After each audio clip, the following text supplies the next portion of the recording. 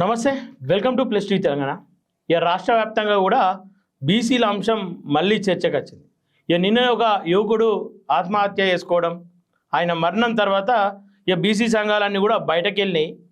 ఈ సంఘాలన్నీ కూడా సందర్భాన్ని బట్టి బయటకు వెళ్ళి పోరాటాలు చేస్తూ ఉన్నాయి. అలాగే ఈ స్థానిక ఎన్నికల్లో నిలబడుతున్నటువంటి బీసీలకు కూడా బెదిరింపులు వస్తూ ఉన్నాయి. వాటిపైన ఎవరు స్పందించట్లేదు. ఇక వాటన్నిటిపైన ఒకసారి మాట్లాడే ప్రయత్నం చేద్దాం. మనతో పాటు సిద్దిపేట షాన్ అని చెప్పేసి అంటారు, చక్రధర్ గౌడ్ గారు మనతో ఉన్నారు. అన్న నమస్తే. నమస్తే అన్న చెప్పండి. ముందుగల్లా మొన్న నైట్ మనం గాంధీకి వెళ్ళాం. సాయి ఈశ్వరాచారి చివరిగా ఆయన చూసిర్రు. అవును, ఒళ్ళంతా కాలిపోయింది. దేనికోసమన్నా త్యాగం దేనికోసం అనుకుంటున్నారు? ఇప్పుడు ఆయన బీసీల గురించి టీవీలో వచ్చేది చూసి చూసి బాగా మదన పడ్డాడు. అంటే ఇవాళ కొత్త కాదైనా ఎప్పటికేలో చూస్తుండు. రేవంత్ రెడ్డి గవర్నమెంట్ 47% అని చెప్పేసి ఎప్పుడైతే 17% మోసం చేసిందో, కేసీఆర్ కంటే దారుణంగా మోసం చేశారు. అది చూసి ఆయన తట్టుకోలేక అలాంటి ప్రయత్నం చేసిండు. కానీ చాలా 97% కాలిపోయిండు ఆయన. చాలా బాధాకరం. అది హర్షించదగ్గ విషయం కాదు. ముక్త ఖండంతో దాన్ని ఖండించాలి. అలాంటివి చెయ్యొద్దు ఫస్ట్ ఆఫ్ ఆల్. ఎందుకంటే తెలంగాణ కోసం 1200 మంది చచ్చిపోయారు. కానీ రాజకీయంగానే కదా మళ్ళీ సాధ్యమైంది. ఏదైనా బతికుండి రాజకీయంగా మనం రాజకీయ నాయకుల పైన రాజ్యాంగ పరంగా మనము పనిచేస్తే సాధ్యమవుతుంది. కానీ ఇలాంటి బలిదానాలు ఏమైపోతాయి అంటే మన ఉద్యమాన్ని నీరుగారుస్తాయి తప్ప ఇవి గొప్పగా ఏమి ఉండవని నా ఆలోచన. ఓకే అన్న, ఇక్కడ మీరే అన్నారు వార్తల్లో విని విని విని విని ఆ పోరాటాలను తట్టుకోలేక చివరిగా ఆత్మహత్యనే దీనికి ఒక పరిష్కారం చూపిస్తామని చెప్పి చనిపోయిండు. ఇలా వార్తల్లో సందర్భాన్ని బట్టి ధర్నాలు చేసుకుంటా, అవసరాన్ని బట్టి పోరాటాలు చేసుకుంటా, ప్యాకేజీలు రాగానే సైలెంట్ అయిపోయి నాయకులు ఎక్కువ పెరిగారు. ఇది ఒప్పుకుంటారా? ఒప్పుకోరా? ఒప్పుకుంటాను, ఖచ్చితంగా ఒప్పుకుంటాను. అంటే ఇది అంతా బీసీ వల్ల, బీసీ నాయకుల ఫెయిల్యూర్ కదా? ఫెయిల్యూరే. ఇలా సాయి మరణానికి ఇదే బీసీ నాయకులు, అంటే మీరు కావచ్చు, అనేక మంది బీసీ నాయకులే అంటే ఏకతాటి పైన రాకపోవడం. అంటే చక్రధర్ వస్తే నా ఫేమ్ పోతుందేమో, పృథ్వీ వస్తే ఈయన ఫేమ్ పోతుందేమో, మల్లన్న వస్తే మల్లన్నకే ఫేమ్ వస్తుందేమో అన్న ఆలోచనలో బీసీ నాయకులు ఉన్నారు. నిజమే, అది 100% నిజం. అది మరి ఎవరు తప్పిది? అంతా అందరు తప్పిది, నాతో పాటు ప్రతి ఒక్కరు తప్పిది. ఇప్పుడు ఒక బీసీ నాయకుడు చక్రధర్ని చూస్తే మాట్లాడాడు, ఎవడు సొమ్ము తిన్నాడు ఈడ అంటే. నేను ఇప్పుడు కేసీఆర్ని తిడతా, కేసీఆర్ని పార్టీ పరంగా తిడతా. ఆ పార్టీకి ఎవరైతే ఇన్ఫ్లుయెన్సర్గా పనిచేస్తాడో బీసీ నాయకుడు, ఆయన చక్రధర్తో మాట్లాడద్దు. ఎందుకు మాట్లాడొద్దు అంటే ఆబ్వియస్లీ ఆడ ప్యాకేజ్ తింటుడు కాబట్టి మాట్లాడద్దు. ఇప్పుడు 10 మంది కలిసి కూర్చొని పెట్టే ఒక మీటింగ్ చూపించండి బీసీలలో. అవును, ఇలా విశ్వరథన్ మహారాజ్ వస్తే ఆయన మాదిగా ఆయన మా బీసీలకు ఉద్యమం ఎందుకు చేయాలంటారు. మరి విశ్వరథన్ మహారాజ్ని ఉద్యమం ఎందుకు చేయాలి? బీసీలలో చాతగాని లీడర్లు ఉన్నారా? విశ్వరథన్ మహారాజ్ ఎవడు అని అడిగేటోళ్ళకి ఒకటి సూటి సమాధానం ఏంటంటే, ఇదే మాట కవితను అడిగిరా? లేదు. ఒక వెలమ, ఆమె ఒక వెలమ. మరి కవిత ఎవరు? మరి కవిత వచ్చి చేస్తుంది కదా. మరి కోదండరాం, ప్రొఫెసర్ కోదండరాం వచ్చి కూర్చున్నాడు. మరి ఆయన ఎవరు? రెడ్డి కదా. మరి ఆయన అంటే మనదాళ్ళ బీసీ ఎస్సీ ఎస్టీలలోనే ఒక ఎస్సీ బిడ్డ వచ్చి నేను మార్గనిర్దేశకంగా నాకున్న జ్ఞానాన్ని మీకు పంచుతా అని చెప్తే ఆయన వద్దంటారు. అంటే సంచులు మూటలు కావాలి. కవిత దగ్గర సంచులు ఉన్నాయి, కాసులు ఉన్నాయి, వెనుక అయ్యి చిన్న బ్యాక్గ్రౌండ్ ఉన్నది. ఆమెను ఏమన్నారు? ప్రొఫెసర్ కోదండరామ్కి గవర్నమెంట్ ఆశీస్సులు ఉన్నాయి, వాళ్ళని ఏమన్నారు? ఏముంది? జ్ఞానం తప్ప విశ్వరథన్ మహారాజ్ దగ్గర ఏం లేదు, ఉత్తి చేతులతో ఉంటాడు. సో ఆయన నచ్చాడు ఒకనికి. కుండ బద్దలు కొట్టినట్టు ప్రతి విషయాన్ని చెప్తుండండి. సో ఐక్యతా లోపం, బీసీ లోపల ఉన్న ఐక్యతా లోపమే ఇవాళ మన ఒక బిడ్డను కోల్పోయినాం. మనం అందరం ఏకతాటిపై ఉండి రేవంత్ రెడ్డిని ఎదిరిస్తే ప్రజలకు ఒక ధైర్యం వచ్చేది. ఏమని? రైటే, మా వాళ్ళు కొట్లాడుతూ ఎలా కావద్దు రేపు వస్తుందనే నమ్మకం ఉండాలి. ఆ నమ్మకం ఇచ్చే నాయకుడు ఎక్కడున్నాడు? అసలు బీసీ ఉద్యమానికి నాయకుడు అవ్వడం ప్రశ్నిస్తుంది. ఓకే, అంటే ఇక్కడ అనేక ముఖాలు కనిపిస్తూ ఉన్నాయి. బీసీ నాయకులు అనగానే ఆర్ కృష్ణ, ఇంకొంతమంది పేర్లు అందరి ఎందుకు తీసుడు కానీ అనేక మంది ముంగడచ్చిగా వాడుతూ ఉన్నారు, మేమే బీసీ నాయకులు అని చెప్పి. కుల సంఘాలు పెరిగినట్టుగా బీసీ సంఘాలు పెరిగిపోయినాయి. సాధ్యమవుతుంది మరి బీసీలకు న్యాయం? అవుట్డేటెడ్ నాయకులు తప్పుకోవాలండి. ఓపెన్ చెప్తున్నా, అవుట్డేటెడ్ నాయకులు తప్పుకోవాలి. 30 ఏళ్ళ మీ యొక్క బీసీ పోరాటంలో మీరు మొదలుపెట్టిన రోజులలో సాధించింది ఏంది? మీ విజయాలు ఏంది? దాని మీద దాన్ని ఒక కుటీర పరిశ్రమలాగా వాడుకున్నారు. అవును. మీరు సంపన్నులయ్యారు, మీకు ఉద్యోగాలు వచ్చినాయి, మీ పిల్లలు బాగుపడ్డారు, మీ పిల్లలకు టికెట్లు వచ్చినాయి, మీకు టికెట్లు వచ్చినాయి. ఆ పేరు చెప్పుకొని గవర్నమెంట్ దగ్గర కావాల్సిన పనులు చేసుకుంటారు. ప్రజలు పిచ్చోళ్ళ, ప్రజలు అన్ని గమనిస్తూ ఉన్నారు. ఇవి ఎవరికండి, ఇప్పుడు నేను ఉద్యమగారు నేను చెప్పుకుంటే అయిపోద్దా? జనం గుర్తించాలి. అరే ఇప్పుడు ఉన్న సీనియర్ లీడర్ల మీద ఎంత విమర్శలు ఉన్నాయి. వాళ్ళు అన్కండిషనల్గా ఈ ఉద్యమం ఇప్పుడు మేము చేయాల్సింది కాదు, మేము బ్యాక్ సైడ్గా ఉంటాం, ఇంటలెక్చువల్ ఫోరంలో ఉంటాం, ముందు యువకులు నిలబడాలి అని చెప్పేసి తెలంగాణ తరహాలో ఒక ఉద్యమం జరిగితే తప్ప బీసీ రిజర్వేషన్ అనేది సాధ్యమయ్యే పరిస్థితి లేదు. ఓకే. ఒకవైపు అన్న స్థానిక ఎన్నికలు ఆల్రెడీ కాంగ్రెస్ మోసం చేసింది. 42% తర్వాతనే బీసీ స్థానిక ఎన్నికలకు వెళ్తామన్నది అది సాధ్యం కాకముందుకే ఆల్రెడీ స్థానిక ఎన్నికలకు వెళ్ళిపోయింది. ఇదే సందర్భంలో బీసీలు ఏదో ధైర్యం చేసి మా హక్కుల కోసం మా పోరాటాల కోసం మేము ఖచ్చితంగా నిలబడతాం పోటీలు అని చెప్పేసి ధైర్యం చేసి వచ్చే వాళ్ళకేమో అటు అగ్రకులాల నుండి బెదిరింపులు. నల్గొండలో చూసుకోవచ్చు, మీ ఉమ్మడి మెదక్ జిల్లాలో చూసుకోవచ్చు, ఇంకా అనేక ప్రాంతాల్లో ఏం చెప్తారు? బీసీ నాయకులు ఎవరు కూడా స్పందిస్తలే. మొన్న ఏదో నామమాత్రాన నల్గొండ పోయి వచ్చారు, మీరు కూడా ఒక ఫోన్ కాల్ మాట్లాడారు, అది సోషల్ మీడియాలో బాగా వైరల్ అవుతా ఉంది, వాళ్ళకి అండగా ఉన్నారు. ఇవన్నీ జరుగుతూ ఉన్నా కూడా మౌనం దేనికి సంకేతం? ప్రమాదమే. మళ్ళీ బీసీ నాయకుల మనుగడ అసాధ్యం. ఎందుకు చెప్తాయిందండి, ఇచ్చిందే 17%, దాంట్లో ఎస్సీలకి కొన్ని సీట్లు ఖచ్చితంగా అయిపోయినాయి.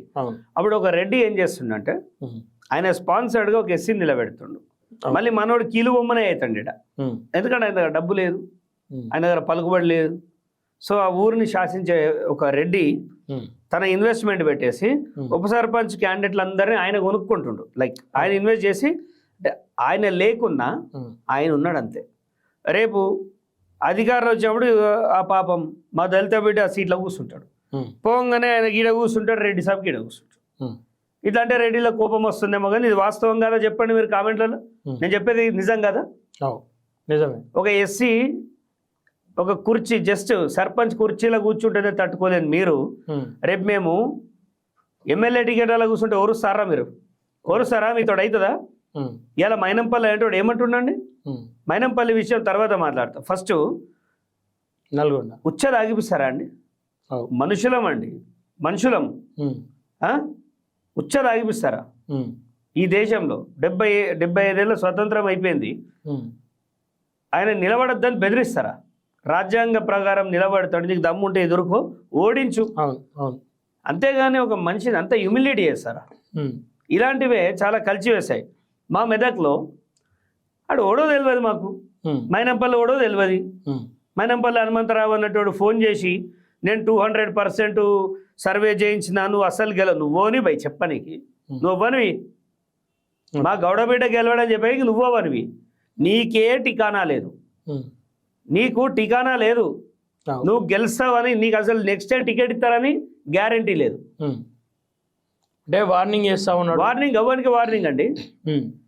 మా గౌడ బిడ్డ ఏ పార్టీలో ఉన్నా, మా గౌడ బిడ్డలు ఏ పార్టీలో ఉన్నా, ఎవరిని బెదిరించినా వాళ్ళకి అండగా చక్రధర్ గౌడ్ ఖచ్చితంగా నిలబడతాడు. బహుజనవాదం కోసం మేము కమిట్ అయి పనిచేస్తుంటే గెలవగలుగుతాడా? ధరబలము అండబలం చెప్తా ఉన్నారు. ఏ బలం ఉన్నా ఎవడు అయ్యొచ్చినా ఊరుకునేది లేదు. మైనంపల్లి కనుక ఈ పిచ్చి పిచ్చి ఇంత ఏజ్ వచ్చింది, ఈ ఏజ్లో గౌరవం కాపాడుకోవాలి, అంతేగాని నువ్వు నీ కొడుకు కలిసి సమాజంలో ఇలాంటి పిచ్చి పిచ్చి వేషాలు వేస్తా అంటే ఊరుకోము. మైనంపల్లి కానీ మైనంపల్లి కొడుకు కానీ డబ్బులు ఉన్నాయి కదా అని పిచ్చి పిచ్చి చేస్తే బైరాన్పల్లి బుర్జు కట్టేసి కుక్కను కొట్టినట్టు కొడతాం కొడకల్లారా మిమ్మల్ని. బైరాన్పల్లి బుర్జు కట్టేసి అమరులందరూ ఆనందంగా వాళ్ళ ఆత్మలు శాంతించేలాగా మిమ్మల్ని ఈరగొల్లందుకొని చంపుతాం కొడకల్లారా మిమ్మల్ని. సాధ్యమవుతుందా? 100% అవుతుంది. అందుకే ఇదే బీసీ నాయకులం అని చెప్పేటోళ్ళు వాళ్ళకి తొత్తులుగా ఉన్నారు చాలా మంది. తొత్తుగాడు వన్ చెంచాగిరి చేసుకుంటే చేసుకోవచ్చు, చక్రధర్ కాదు కదా తొత్తు. ఏం మాట్లాడతాడు? చక్రధర్ మాట్లాడినప్పుడు ఎస్సీల నుండి ఫోన్ చేసి మైనంపల్లి అనుచరులం అని చెప్పేసి మీకు వార్నింగ్ కూడా ఇచ్చారు, మిమ్మల్ని చంపేస్తామంటూ కూడా బెదిరించారు. ఇగో ఎందుకు మరి ఆయనతో ఎందుకు? ఒక్కటి ఆయన నా సబ్జెక్ట్ కాదు. ఓకే, ఆ ప్లేస్ లో ఇంకొవ్వడు ఫోన్ చేసినా ఇదే మాట్లాడతా. రేవంత్ రెడ్డి ఏమన్నాడు? ఎల్మోళ్ళు అందరు కలిసి అన్నం అనుకుంటే సగం కుండ మిగులుతుంది అన్నారు. సగం కుండగాలరా భయ్ మీరు, సగం కుండగాళ్ళు వచ్చి మా బీసీ బిడ్డల్ని 50-60% ఉన్న బీసీ బిడ్డల్ని నేను 200% చేయించిన, నువ్వు నిలబడకు, నువ్వు గెలవవు అంటావా? నువ్వు గెలుస్తావా? ఓకే, నీకు అసలు ఎన్ని ఆర్టికల్స్ ఉన్నాయో తెలుసా కాన్స్టిట్యూషన్లో? ఎవరైనా కాన్స్టిట్యూషన్ చదివినావా? డెమోక్రసీ గురించి మాట్లాడతావు. నీ తిక్క వేషాలు. బీసీ ఉద్యమం నీ ఇంట్లోకి వెళ్ళి మొదలు పెడతాం బిడ్డ. మేము తీసే బీసీ ఉద్యమం నీ ఇంట్లోకి వెళ్ళి మొదలవుతుంది. నువ్వు తట్టుకోలేవు దాన్ని. నువ్వు ఇట్లే రెచ్చగొట్టినావు అనుకో, నువ్వు ఇట్లా బీసీ బిడ్డలు నువ్వెంత వాడెంత. మొన్న యాదవ బిడ్డని అన్నాడు, తర్వాత చక్రధర్ని అన్నాడు. ఆయన దగ్గర ఎవడండి? లోఫర్ గాళ్ళు.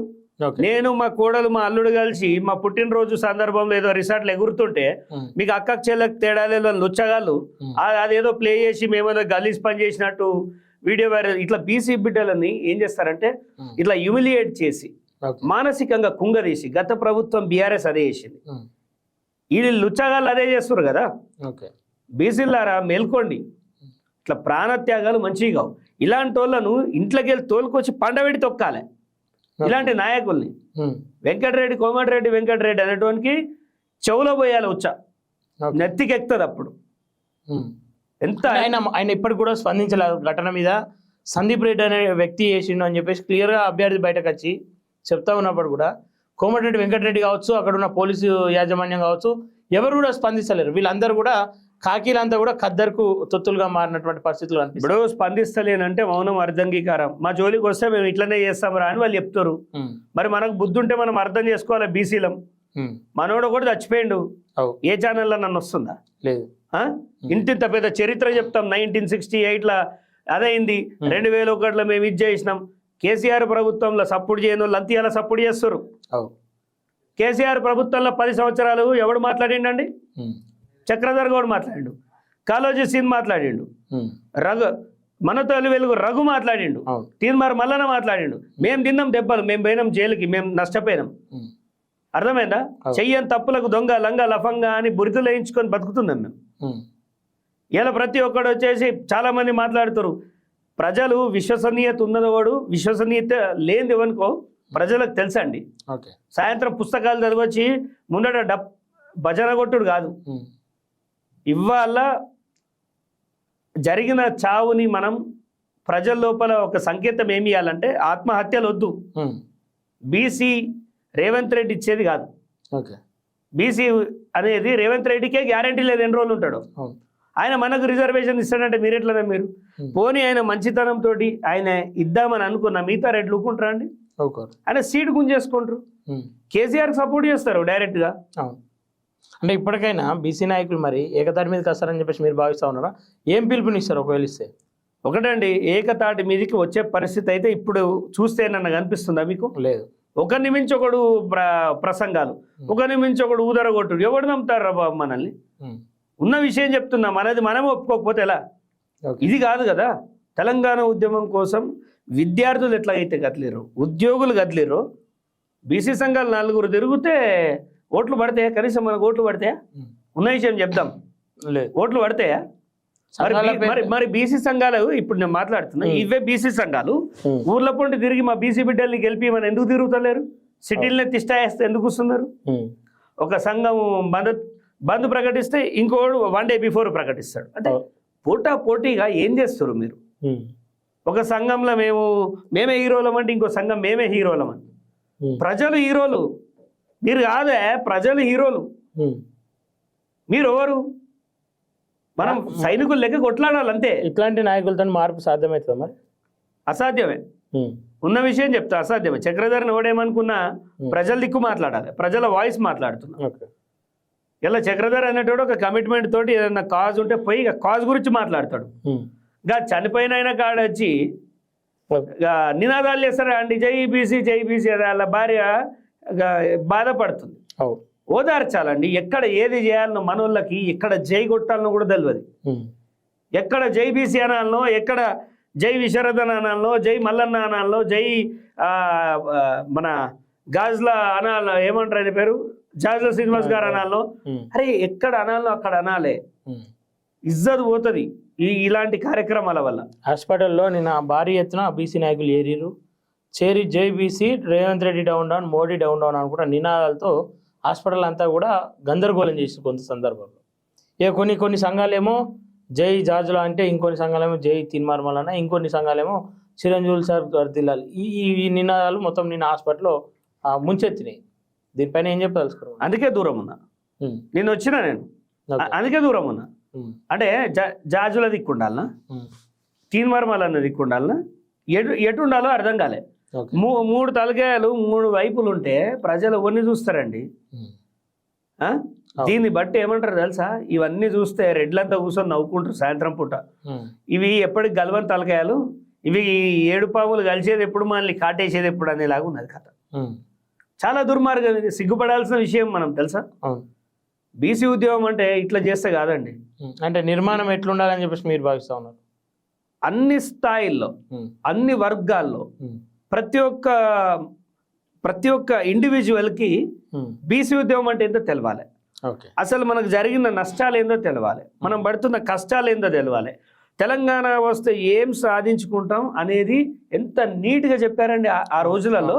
తెలంగాణ వస్తే మన నీళ్లు, మన నిధులు, నియామకాలు ఇవన్నీ ఎంత బ్యూటిఫుల్గా చెప్పారు. అలాంటి ఒక ప్రజెంటేషన్ లేదు, అలాంటి ఒక ప్రజెంటేషన్ కావాలి ఇవాళ. ఖచ్చితంగా బీసీ వాదం వైపు ఉంటే మనందరికీ ఈ రకమైన ఉద్యోగాలు వస్తాయి, రాజకీయంగా ఇట్లా ఉద్యోగాలు వస్తాయి, మన హక్కులు మనకుంటాయి అనేలాగా చెప్తే ప్రతి ఒక్కరు ముందుకు వస్తారు. కానీ ఎవరికి వాడు ఏదో ఎలక్షన్లలో పోటీ పడ్డట్టు పడితే ఇంకా 100 ఏళ్ళైనా 42% అనేది అబద్ధం ముచ్చట.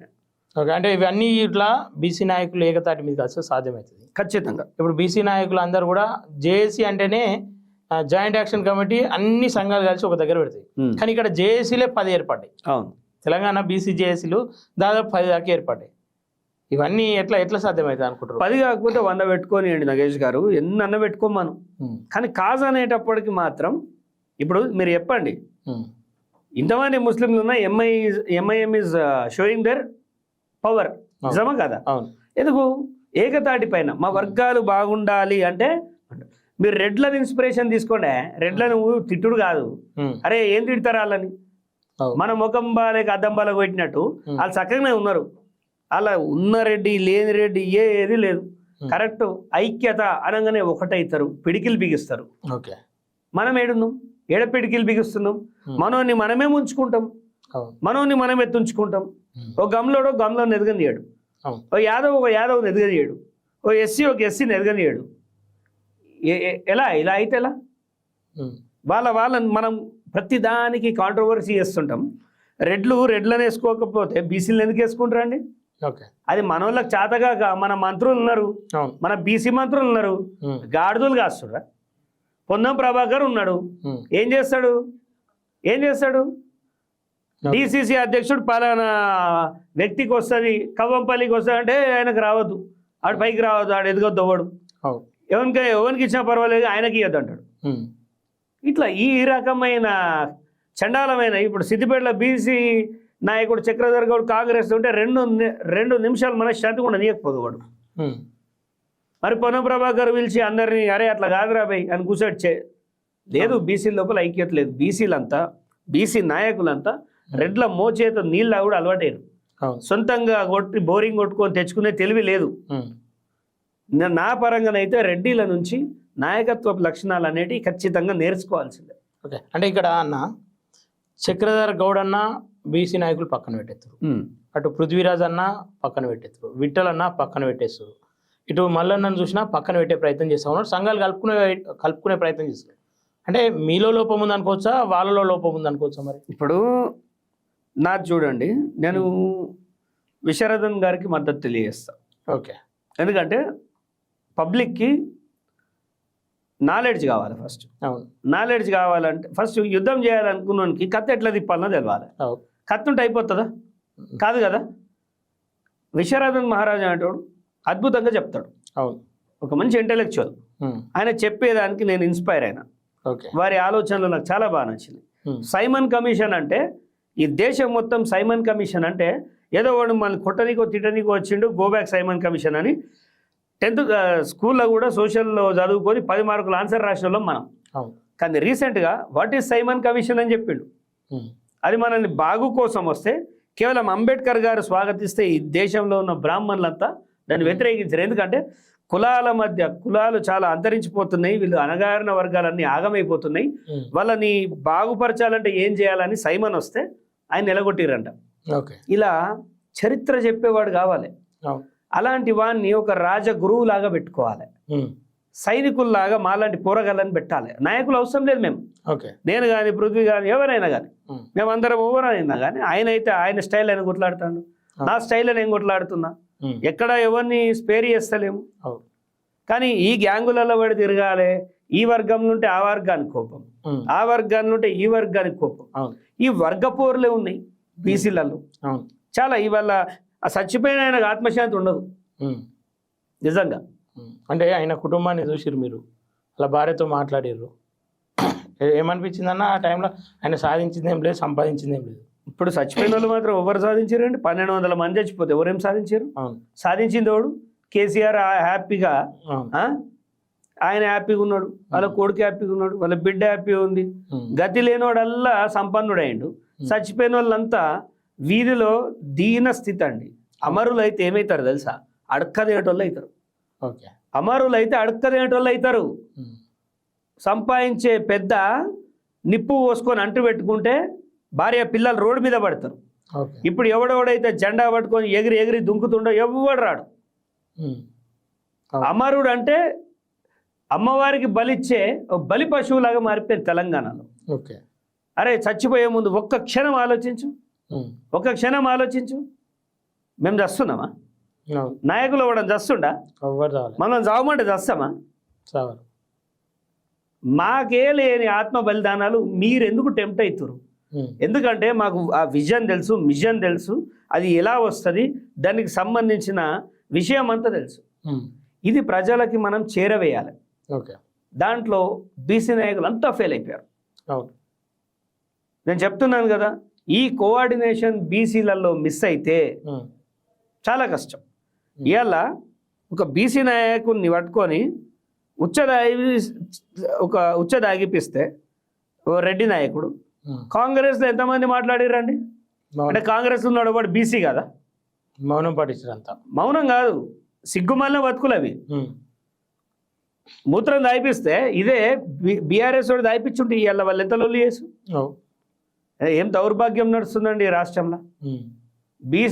బీసీలకే ఐక్యత లేదు, ఆ ఎస్సీలలో మంచిగా ఉన్నది. అవును, ఇక్కడన్నా సిద్దిపేట విషయానికి వద్దాం. స్థానిక ఎన్నికలు జరుగుతూ ఉన్నాయి, అనేక మంది బీసీలు ఒంటరిగా పోరాటం చేస్తూ ఉన్నారు, పార్టీల మద్దతు లేదు. వాళ్ళను బెదిరించేటోళ్ళు బెదిరిస్తారు, అదిరించేటోళ్ళు అదిరిస్తారు, కుల సంఘాలను అడ్డం పెట్టుకొని వాళ్ళను విత్డ్రా చేసుకోవాలని చెప్పేసి చెప్పడం, ఇట్లాంటివన్నీ జరుగుతూ ఉన్నాయి. ఏం చెప్పదలుచుకున్న అంశాలు కూడా కనిపించినటువంటి బీసీ సంఘాలు, అన్నీ తెలిసిన నోరు మూసుకున్నటువంటి పార్టీ పెద్దలు కావచ్చు, ఇటు పోలీసు యంత్రాంగం, ఎలక్షన్ కమిషన్లు, ఇవన్నిటి మీద ఏం మీ స్పందన? ఇవాళ మైనంపల్లి అనేటోడు 200 కోట్ల రూపాయలు ఖర్చు పెడతా అని బహిర్గతంగా చెప్తుంటే ఈ రాష్ట్రంలో స్టేట్ ఎలక్షన్ కమిషన్ ఏం చేస్తుంది? నంబర్ 1 ఈడీ ఏం చేస్తుంది?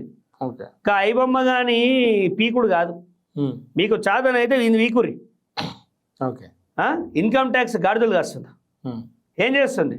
ఉన్నోని మీద లేనోని మీద పడతారు కదా. 200 కోట్లు ఖర్చు పెడతా అన్న ఆస్తులు ఎక్కడి, అంతస్తులు ఎక్కడి, ఆయన ఎలక్షన్ డిక్లరేషన్ ఏమిచ్చిండు, ఆయన ఇంట్లో ఉన్న కార్లన్నీ ఎక్కడి, అవి అసలు ఒరిజినల్ కార్లా సెకండ్ హ్యాండ్ కార్లా వాటికున్న రిజిస్ట్రేషన్ నిజమా, ఇదొక అసలు ఇన్ని ప్రాపర్టీస్ ఎక్కడి, ఎప్పుడైనా వాడైనా క్వశ్చన్ చేసిండా? ఓకే, ఇవన్నీ ఇక్కడ చక్రధర్ గౌడ్ మైనంపల్లి మీద మాట్లాడుతుండు అంటే చక్రధర్ గౌడ్ వెనుక ఎవరు అని చెప్పేసి అనుకోవచ్చు. బీఆర్ఎస్ ఏమన్నా ఉందా? చక్రధర్ గౌడ్ ఇంకా చక్రధర్ గౌడే ఉంటాడు, బీఆర్ఎస్ ఎందుకు ఉంటుందండి? బీఆర్ఎస్ ని తప్పు చేసేప్పుడు అనలే. ఏమో మొన్న మీ వాయిస్ మొత్తం చూస్తే మొత్తం బీఆర్ఎస్ వాళ్ళ స్టేటస్లలో మీ వాయిస్ లాగా అనిపిస్తా ఉన్నాయి. అరే ఎవరికి నచ్చేది వాడు పెట్టుకుంటాడండి. ఇప్పుడు ఇదని ఇది కూడా పెట్టుకుంటారు, తప్పలేదు. ఓకే, ఇప్పుడు సమాజంలో ఎవరికి ఇన్ఫర్మేషన్ ఎవరిని తొక్కడానికి ఎవరు కావాలంటే వాళ్ళని తీసుకుంటారు, తప్పలేదు. ఇప్పుడు మైనంపల్లి హనుమంతరావు ఆయన వాళ్ళదే, ఆ బీఆర్ఎస్ క్యాండిడేటే. అవును, ఏదో దారి తప్పి కాంగ్రెస్లకు అవసరం కోసం వచ్చిండు, ఎవరి మీద కోపంతో. మళ్ళీ బీఆర్ఎస్ పోతాడా పోడా, ఇక అది వాళ్ళ వ్యక్తిగత విషయం, నాకు అనవసరం. కానీ నేను మాత్రం చెప్తున్న బిడ్డ, ఏ గౌడ బిడ్డని గెలవని అన్నవో, ఏ గౌడ బిడ్డని పట్టుకొని తిట్టినవో, నీ అహంకారానికి పరాకాష్ట, దీనికి ఆన్సర్ ఏంటో తెలుసా? నువ్వు ఓడిపోతావు, నీ కొడుకు ఓడిపోతాడు. ఎవరినైనా బెదిరింపు కాల్స్ తోటి నన్ను బెదిరించిన బిడ్డ, ఇంకేమన్నా పిచ్చి పిచ్చి తమాషాలు చేసినా ఈ రాష్ట్రంలో ఓ సెన్సేషన్ జరుగుతుంది, నీ ఇంటిగానే జరుగుతుంది. ఇక పీసీ నాయకులం అంతా కలిసి నీ గేట్లు విక్కొస్తాం. ఇక అంత దరిద్రానికి తెచ్చుకోకు నువ్వు. ఇక చాలు, మస్తు అయిపోయింది. నువ్వు రాష్ట్రంలో ఆత్మహత్యలు జరుగుతున్నాయంటే నువ్వు ఓని మా మెదక్కి ఫోన్ చేసి మా గౌడ బిడ్డ నీకు దమ్ముంటా రెడ్డికి చెప్పుకో. వాళ్ళు ముడ్డు మీద అంటారని రెడ్లు అయితే వంగబెట్టి దొక్కుతారు. నువ్వు ఓనిరా పోయి మాకు చెప్పని కానీ. అందుకే వాళ్ళకి చెప్పాడు, పీడిత వర్గాలం కదా మేము. ఎవడే చెప్పినా భయపడి వింటాం అనుకుంటాడు. ఆ రోజులు పోయినాయి బిడ్డ. ఆ సర్పంచ్ క్యాండిడేట్ ఎంత గట్టిగా మాట్లాడాడు విన్నారు కదా. నేను తగ్గేదే లేదంటాడు. తగ్గేది కాదు, తన్నుడే ఉంటుంది ఇక మీదట. ఇక మీదట పెద్ద నాయకులు ఎవ్వడు ఫోన్ చేసి నిలబడతా అన్నోని బెదిరించిన మీకు చాతనైతే మీరు అమ్మాయిగా కూడితే రాజ్యాంగ పరంగా కొట్లాడండి. అడ్డదారిన కూడితేనే అడ్డదారులు నొక్కండి. అంతేగాని మేము నిలబెట్టిన క్యాండిడేట్లని ధైర్యంగా కొట్లాడుతున్నాం అండి, ధైర్యంగా కొట్లాడుతున్నాం. ఆ ఇచ్చిన 17%లో కూడా మీరేం మనుషులు రా బాబు, మీరు మనుషులు కూడా పశువులుగా. ఆ ఇచ్చిన 17% కూడా మొత్తం మీరే ఉంటే మేమేడు ఉంటాం రా బాబు. సర్పంచే చూడలేకపోతున్నారు మమ్మల్ని. ఇది చాలా దౌర్భాగ్యం. బీసీ ఇవన్నీ గ్రహించి బీసీ సంఘాలు అని చెప్పుకుంటా బీసీ నాయకులం అని అదే పార్టీలో ఉన్నటువంటి వాళ్ళకి ఏం చెప్తారన్నా? మేము బీసీ నాయకులం అని చెప్తా ఉన్నారు. ఇలా బీసీలకు ద్రోహం చేస్తున్నటువంటి బీజేపీ కావచ్చు, బీఆర్ఎస్ కావచ్చు, కాంగ్రెస్ కావచ్చు, ఇదే పార్టీలో కొనసాగుకుంటా బీసీ ఉద్యమకారులం అని చెప్పేసి ఒక కార్డు పెట్టుకొని తిరుగుతూ ఉన్నారు. వాళ్ళకి ఏం చెప్తారు? ఇప్పుడు వాళ్ళంతా ఉద్యోగస్తులు. వాడు బీజేపీ ఉద్యోగం చేస్తాడు, వాడు బీఆర్ఎస్ చేస్తాడు, వాడు కాంగ్రెస్లో చేస్తాడు. ప్రజల కోసం అయితే ఒకడు ఏం చేస్తాడు? ఇవాళ నేను చాలా మంది చక్రధర్ పార్టీలు మారినంటారు. అరే బాబు, నేను బానిస కాదురా భయ్, నేను బానిస కాదు. ఆడ అన్యాయం జరిగి రైతులకు ద్రోహం జరుగుతుంటే కాంగ్రెస్లకు కూర్చొని నా డబ్బు నేను సంపాదించుకోవాలంటే నా ఆత్మ ఒప్పుకోలేదు. నా అంతరాత్మకు నేను సర్ది చెప్పలేకపోయినా. అందుకే బయటకు వచ్చి ఒక పార్టీలో చేరిన. నాకు చేతనైన కాడికి తనలాడుతాను. కామెంట్ పెట్టేటోళ్ళు కూడా కొంచెమైనా బీసీలో కూడా కామెంట్ పెడితే వాడైతే బీసీ కాదు నా దృష్టిలో. సిగ్గుండాలి. దొరలేసే మెతుకుల్లిని ఇవాళ బీసీ నాయకులు బాగా మాట్లాడుతున్నారు కదా. 34% 23% చేసినాడు ఈ 10 సంవత్సరాల్లో. ఆయన చేస్తుండని తెలిసినప్పుడు ఈ సీనియర్ నాయకులంతా ఏడికి పోయారు? సూటి ప్రశ్న అడుగుతున్నా. ఇవాళ మీడియా ముందట వచ్చి డబ్బాలు కొట్టే నాయకులంతా ఆ రోజు ఏం పీకిర్రు అని అడుగుతున్నా. కేసీఆర్ బంగబెట్టి దంతాడు, అడ్డమైన కేసులను లిరికిస్తాడని ఎవ్వడు సపోర్ట్ చేయలే. ఇవాళ ప్రతి ఒక్కడు పండ్లున్న చెట్కే కదా రాళ్ళ దెబ్బలు అన్నట్టు మాలాంటి వాళ్ళని పట్టుకొని ఇతరులను పట్టుకొని తిడతా ఉన్నారు. మాకు అదన్నా చేతనైంది, మేము ఆ మాత్రమన్నా కొట్లాడుతున్నాం. అధికారం వదిలిపెట్టి అధికార పార్టీ వదిలిపెట్టి వచ్చి ప్రతిపక్షంలో ఉన్నాం. కొంచెమైనా సిగ్గుండాలి. పార్టీలు మారుతుండని మనోడు మనల్ని విమర్శిస్తే ఇంకా కొన్ని యూట్యూబ్ ఛానళ్ళు ఆయన చావుని వక్రీకరిస్తాయి. ఆయన చంపేసిరని మాట్లాడుతుంది. అరే ఎందుకురా బాబు మీరు ఆ ఛానల్ నడుపుకోవడం? ఎందుకు ఆ ఛానల్ నడుపుకోవడం? ఆ ఛానల్ నడుపుకోవడం బదులు ఏదో బూతు సినిమా క్యాసెట్లు అమ్ముక బతుకురు. అది కరెక్ట్. ఒక మనిషి చచ్చిపోతే మీకు కొంచెమైనా మానవత్వం లేరా భయ్? అవ్వ మాటలు ఏదైనా ఉంటే ఒక నెల 2 నెలలు ఆగాలండి. అంటే దీనివల్ల ఏదో తిన్మారు మళ్ళీ నాకు హైప్ వచ్చేస్తుంది. ఏ హైప్ రాదు. ఆ శవాల మీద రాజకీయం చేసేటోడు ఒకడు ఆ కేసీఆర్. ఆ శకం ముగిసిపోయింది ఆల్రెడీ. ఇప్పుడు ఎవడు చేద్దామన్నా ప్రజలు జ్ఞానవంతులయ్యారు. ప్రజలకు రాజ్యాంగం అంటే ఏందో తెలుసు. సో ఎవరు రెడీగా లేరు. ఇలా తీన్మార్ మల్లన్న ఏందో తెలుసు, చక్రధర్ ఏందో తెలుసు, విశ్వనాథన్ మహారాజ్ ఏందో. ప్రజల క్లారిటీ ఉన్నది. అన్ని గమనిస్తారు. తప్పు చేస్తే ఎవరినైనా ఒకేలాగా తొక్కి పెడతారు వాళ్ళు. ఓకేనా? నాది ఒక్కటే విన్నపం, ఎవరికి భయపడాల్సిన అవసరం లేదు. బీసీలంతా తమ హక్కులు కాపాడుకోవాలంటే ఓటు ఒక బీసీకి వేయండి. గ్రామ పంచాయతీలలో డబ్బులు తినకండి.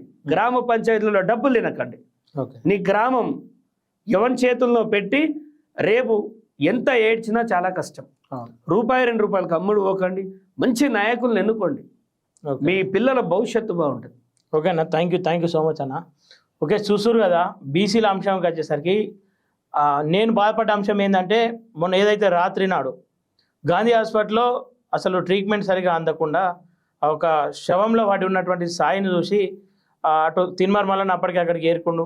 ఒక ఫోన్ చేయగానే దాదాపు ఒక 15 కిలోమీటర్ల దూరం నుండి హరిబరిన చక్రధర్ అన్న రావడం, ఆ తర్వాత పృథ్వీ అన్న రావడం నాకు కొంత సంతోషం కలిగించింది. ఇంకొంతమంది నాయకులకు ఫోన్ చేసినా వాళ్ళ ఫోన్ కూడా అసలు లిఫ్ట్ చేసేటువంటి పరిస్థితి లేదు. ఒక వ్యక్తి ఒక అంశం కోసం చనిపోతూ ఉంటే ఇలా ఏ ప్రధాన ఛానల్లో కూడా రాలే, ఏ పేపర్లో కూడా రాలే.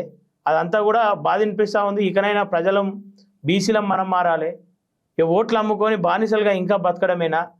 ఇలా ఒక అంశం కోసం, ఒక సిద్ధాంతం కోసం ఒక వ్యక్తి చనిపోతూ ఉంటే ఆ వ్యక్తికి నివాళులు అర్పించేందుకు కేవలం పేపర్లలో వాడాలి, మీడియా ఉందా లేదా, ఎన్ని కెమెరాలు ఉన్నాయి అని చెప్పి తెలుసుకుని వచ్చేటువంటి వ్యక్తులను చూస్తూ ఉన్నాం.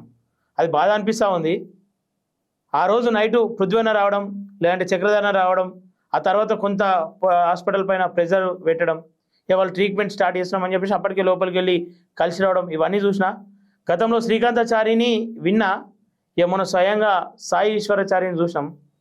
ఖచ్చితంగా పోరాట దిశ మారాలి. పెద్దవాళ్ళు కావచ్చు, ఎవరైనా కావచ్చు, బీసీ నాయకులు కొంచెం సిగ్గు తెచ్చుకోరు ఇకనన్నా. ఎందుకంటే ప్యాకేజీలకు అమ్ముడు పోయే, ఇన్ని రోజులు అమ్ముడు పోయారు, బంగ్లాలు కొన్నారు, సరిపోయింది. ఇకనైనా నిజమైన పోరాటం చేయాలని చెప్పేసి ఖచ్చితంగా అందరు కలుపుకోవాలని చెప్పేసి మనస్ఫూర్తిగా కోరుకుంటా ఉన్నా. ఆ పోరాటంలో ఖచ్చితంగా మాలాంటి యువత ఖచ్చితంగా మీ వెనుక ఉంటుంది, మీతోనే ఉంటుంది అని చెప్పేసి మనస్ఫూర్తిగా కోరుకుంటూ ముగిస్తా ఉన్నా. Thank you.